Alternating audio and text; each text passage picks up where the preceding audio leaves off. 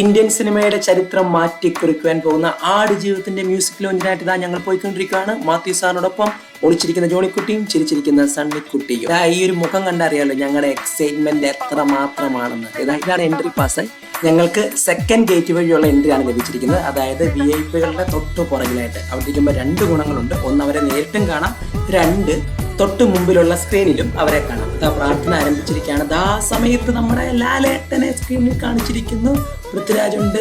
ഒട്ടുമിക്ക നടന്മാരെ നമുക്കപ്പോൾ സ്ക്രീനിലും നേരിട്ടുമായിട്ട് ഇങ്ങനെ കാണാനായിട്ട് സാധിക്കും. ദാണ്ട് ഒരു സൗണ്ട്, ചിക്ക് ബുക്ക് ട്രെയിൻ വരുന്ന സൗണ്ട്. ട്രെയിനിൽ ആരായിരിക്കും വരാൻ സാധ്യത? ട്രെയിനുമായിട്ട് ഏറ്റവും അധികം ബന്ധപ്പെട്ട് മ്യൂസിക് കേൾക്കുന്ന ആളാരാ?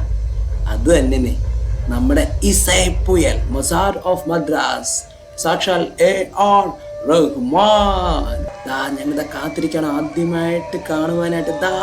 കണ്ടിരിക്കുകയാണ് AR റഹ്മാൻ. റൊമാൻറ്റിഫിക്കേഷൻ മൊമെന്റ് ആണ്.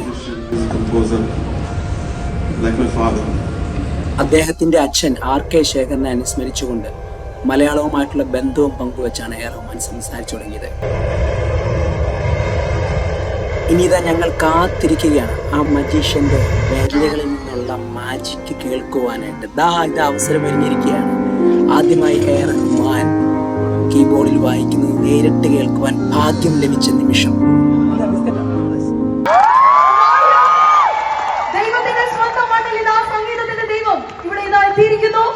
ഇതിന്റെ ബാക്ക്ഗ്രൗണ്ട് മ്യൂസിക് ഉണ്ടല്ലോ, ബ്ലെസ്സി എന്താണോ ഗോഡ് ലൈഫിലൂടെ കൺവേ ചെയ്യാൻ ആഗ്രഹിച്ചത് അത് ഭംഗിയായിട്ട് ചെയ്തിട്ടുണ്ട്. ഇതൊരു മ്യൂസിക്കൽ ഫിലിം കൂടിയായിരിക്കും.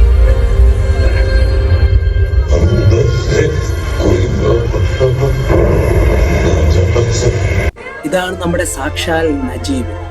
നജീബിന്റെ കഥയാണ് ബെന്യാമിൻ ആടുജീവിതമായിട്ട് എഴുതിയിരിക്കുന്നത്. ഈ നജീബിനെയാണ് പൃഥ്വിരാജിലൂടെ നമ്മളിനി കാണാൻ പോകുന്നത്. ആടുജീവിതത്തിന്റെ 251ാമത്തെ പതിപ്പാണ് റസൂൽ പൂക്കുട്ടി ഇപ്പോൾ പ്രകാശനം ചെയ്തിരിക്കുന്നത്. ഇതാണ് ഫസ്റ്റ് സോങ്.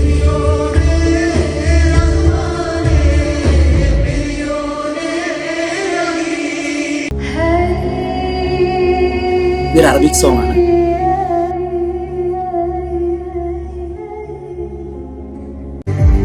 യൂട്യൂബിൽ ട്രെൻഡിങ് ആയിട്ടുള്ള ഹോട്ട് സോങ് ആണിത്.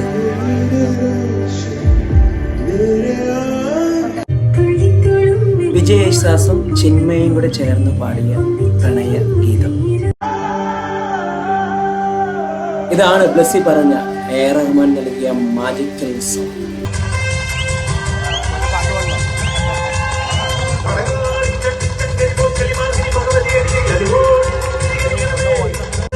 AR റഹ്മാന്റെ ആദ്യ മലയാളം പാട്ട്.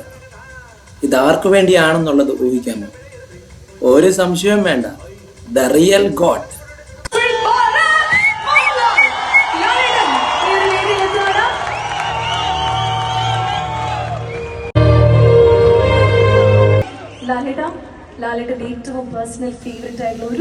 റഹ്മാനുമായിട്ടുള്ള ഓർമ്മകൾ യോദ്ധായും ഇരുവരുമൊക്കെ പങ്കുവച്ചു ലാലേട്ടൻ. ഒപ്പം എമ്പുരാനെ കുറിച്ചും. വരുന്നു നമ്മുടെ നായകൻ. മലയാളത്തിൽ നിന്നും ഇന്ത്യക്ക് ലോകത്തിന് അഭിമാനമായി മാറാൻ പോകുന്ന പൃഥ്വിരാജ്. 30 കിലോ വെയിറ്റ് ആണ് ഈ മനുഷ്യൻ ഈ ചിത്രത്തിന് വേണ്ടി കുറച്ചിരിക്കുന്നത്. ഈ സിനിമയിലെ സൂപ്പർ ഹീറോ ഡയറക്ടർ ബ്ലെസ്സിയാണ്. 6 വർഷമാണ് ഇതിന്റെ ഷൂട്ടിങ്ങിനായി മാറ്റിവെച്ചത്. പൃഥ്വി പറഞ്ഞത് ഇപ്രകാരമാണ്: കഴിഞ്ഞ 6 വർഷം കൊണ്ട് ലാലേട്ടനെ വെച്ച് 3 സിനിമ അദ്ദേഹം കംപ്ലീറ്റ് ചെയ്തു. 3 അല്ല 300 സിനിമ ചെയ്താലും ബ്ലെസ്സിച്ചേട്ടൻ ഈ സിനിമയ്ക്ക് വേണ്ടി ചെയ്ത ഡെഡിക്കേഷൻ്റെ അടുത്ത് വരില്ല എന്നാണ്. ശരിക്കും ഒരുപാട് പ്രതിസന്ധികൾക്കകത്തൂടെ കംപ്ലീറ്റ് ചെയ്ത സിനിമയാണ്. ആടുജീവിതം നയിച്ചുകൊണ്ട് ഒരു സംവിധായകൻ ഫിനിഷ് ചെയ്ത സിനിമ. നമുക്ക് കാത്തിരുന്ന് കാണാം മാർച്ച് 23-ന്. നമുക്കെല്ലാം അഭിമാനമായി മാറട്ടെ ഈ മലയാള ഇന്ത്യൻ സിനിമ.